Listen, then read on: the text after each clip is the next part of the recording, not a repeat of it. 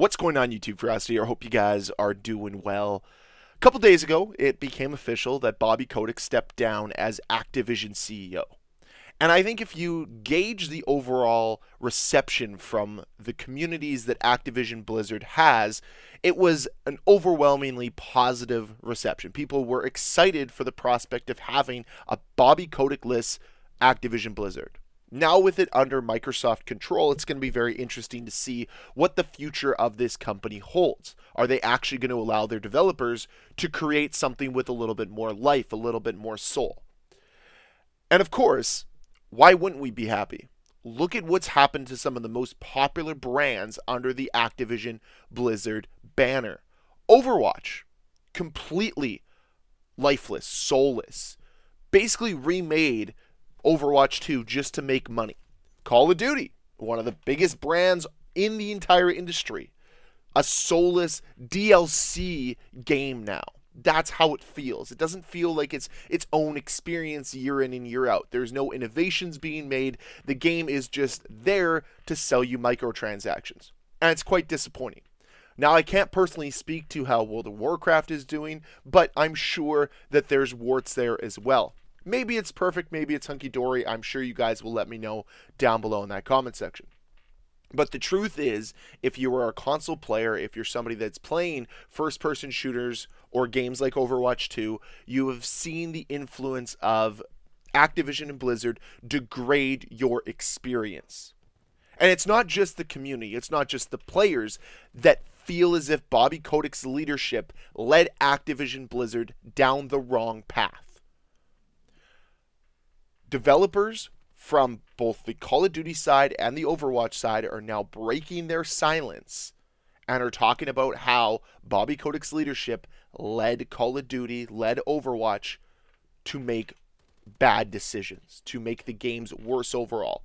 I've been talking about it for quite some time, how I feel as if Activision has been restricting the creativity and innovation of their own developers. They've been going against their best interests just to cash in, hopefully, make a little bit of extra money. That's what they were hoping for. And I really hope that we're going to see some true innovation, some true change in the coming years for new IPs out of Activision Blizzard. It's also very clear from some of these leaked testimonies that the culture over at Activision Blizzard was nothing but toxic, which comes from the CEO and comes downward. Remember, having a positive work culture makes everybody more creative, makes everybody want to push for the best. And I don't think as if Bobby Kotick bred that type of work culture because all he cared about was filling the pockets of the shareholders instead of trying to breed the best company possible, instead of trying to create a really positive culture that worked for innovation, worked for pushing the boundaries, being trendsetters. Instead, what Call of Duty, what Activision has become is a company that is hell-bent on just following what's popular and trying to milk their communities for as much as possible. And this isn't new. Like, Call of Duty isn't the first one to do it under the Activision banner. We saw it with Guitar Hero. We saw how quick they were to churn out new Guitar Hero games year in and year out, degrading the overall quality just to hopefully cash in year and year out. That was the goal, to the point where everybody stopped playing them because it was the same rinse and repeat sort of game every single time. Instead of trying to create a unique experience, instead of trying to create experiences that lasted, it was all about that quick turnover, cashing in as fast as possible. They did the same thing with the Tony Hawk Pro Skater series, where they were just shelling out lifeless, soulless skateboarding games year in and year out that were nowhere near as good as the original. And it was very frustrating to be a part of that community and see the overall quality degrade over time. Now, I'll be completely honest, the remaster where they put together Tony Hawk's 1 and 2 was a great decision, and it brought people back to the franchise. But they were cashing in off nostalgia. And we're seeing the same trends being followed with Call of Duty, where year in and year out, they're degrading the overall consumer experience, and they're just trying to cash in off of people's brand loyalty. That, to me, is a company that is being steered in the wrong direction, has the wrong leadership in place. And I'm glad that finally Bobby Kotick is stepping down over at Activision. He can take his millions of dollars and be proud to ruin an entire industry. He has made gaming worse. He hasn't made it better.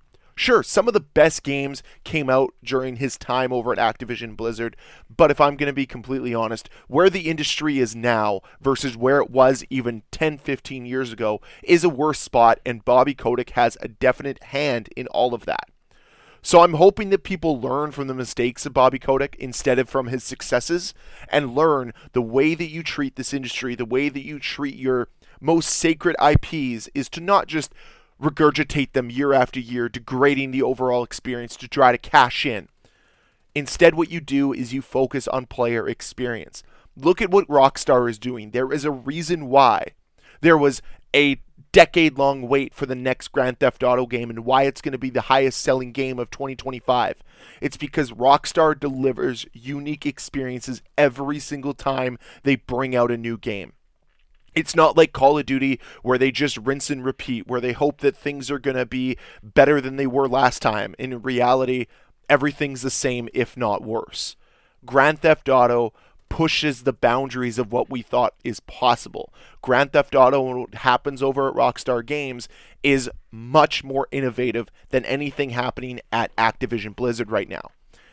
And I'd be ashamed if I was somebody that was a part of the leadership group over at Activision Blizzard, seeing what other companies are willing to do, what other developers are doing. I'd jump ship immediately. You got into this business, what, just to make a quick paycheck? Is that all that it's about? And judging by the work culture at over Activision Blizzard, if you're a low-level developer, you're getting worked to the bone anyways. Why not work on something that has a little bit more passion behind it? And I know this might just sound like an off-the-cuff rant. It just bothers me so much that we have allowed the Call of Duty experience to just fall by the wayside just so we can pad the pockets of Bobby Kotick. It pisses me off. The guy's an abuser. The guy has threatened to kill his own assistant, as you're going to see in the article down below. He even admits that he did that. Like, the guy's not a good person. And we've just been blindly padding his pockets by buying microtransactions year in and year out. You know who I'd rather send microtransactions to or buy the same game for 3 different consoles? Rockstar Games. Because I know they're trying to create something special for the player base. They're not just trying to pad their own pockets. They want a game that they can play. A game that they are proud of. I don't know how anybody over at Call of Duty, Activision Blizzard is proud of what they've been releasing lately. Soulless, lifeless shells of what franchises used to be. How can you be proud of that? That is all because of the culture that Bobby Kotick curated. And gladly, he's finally done. We don't have to think about a Bobby Kotick Activision Blizzard anymore. It's over. We can now move on and hope that this franchise, that this company can recalibrate, can refocus its objectives away from soulless, lifeless money grabs, and instead move in the direction of innovation, move in the direction of player experience, bringing players something unique with every new iteration of Call of Duty or Overwatch or whatever IPs Activision Blizzard are working on. This was an expensive acquisition for Microsoft, but if they handle it properly, that investment will be 100% worth the price of admission. So I, for one, am happy to see Bobby Kotick out as CEO. I'm wondering what you guys think. Do you think the gaming industry will be better off? Or do you think that I'm off my rocker and that the industry overall will be worse off without this monster at the head of Activision Blizzard? Love to hear your thoughts down below in that comment section. And as always, guys, if you enjoyed this video, please hit that like button. If you want to see more videos from me, please hit the subscribe button. I'll see you guys next time. Bye.